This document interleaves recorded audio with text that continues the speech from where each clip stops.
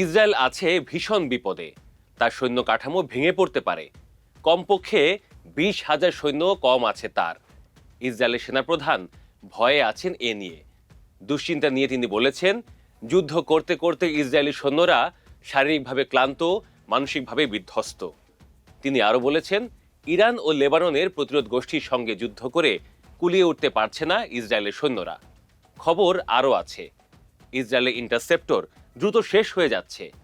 Iran missile ও drone ছড়ে ঝাঁকে ঝাঁকে, কিন্তু ইসরায়েলকে ইন্টারসেপ্টর ব্যবহার করতে হয় খুব হিসাব করে।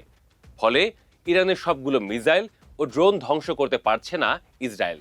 এতে ব্যাপক ক্ষতি হচ্ছে তেল আবিবের। আপনাদের জানিয়ে রাখি, ইসরায়েলে বর্তমান সৈন্য প্রায় 1 লাখ।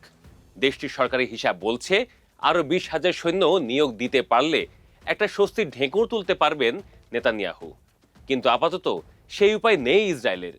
সম্প্রতি দেশটির নিরাপত্তা মন্ত্রিসভার এক বৈঠকে ইসরায়েলের সেনাপ্রধান ইয়াল জামির নিজেই বলেছেন, ইসরায়েলি সামরিক বাহিনী এক গভীর সংকটের মুখোমুখি।